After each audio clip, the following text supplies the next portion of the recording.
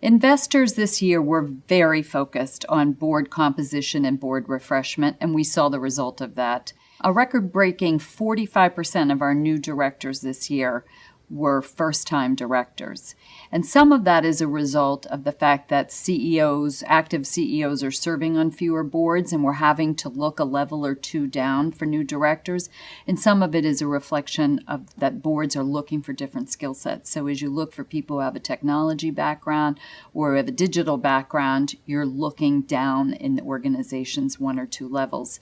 So 45% of the new directors have never served on a board before, and that's going to have implications for boards in terms of onboarding and board education.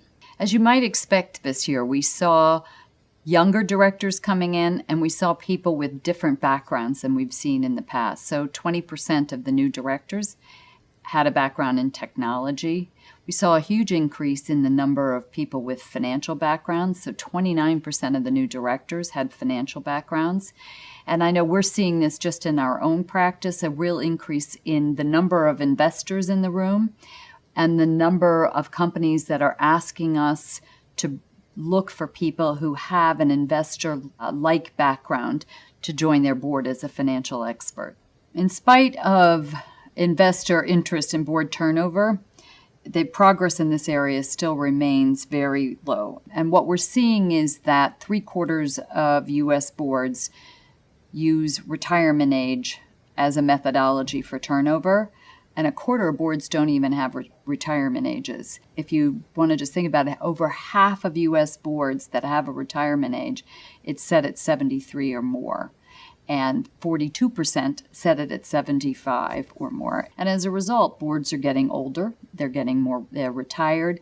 And if you look at the skill sets that are needed, technology, cyber, digital, experience, and global, people that are over a certain age just didn't live in a world where that was relevant.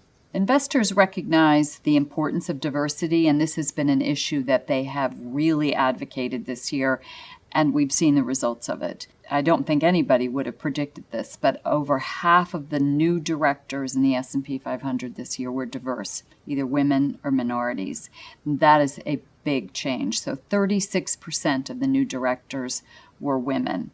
In addition to seeing more women enter the boardroom, we saw more women step into leadership positions this year. Last year, 15% of audit committees were run by women. This year, it's 20%. Last year, 11% of the comp committees were run by women. This year, 17% of the comp committee chairs are women, and 22% of the nom and gov chairs are women this year. So they really are stepping into these leadership positions. We continue to see an increase in the number of companies that are splitting their chairman and CEO. And this year, over half of companies had split the role.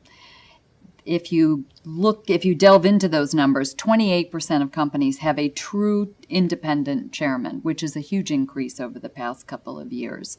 So companies are talking about this more and more when they have a succession, whether they should split it, whether they should have independent leadership.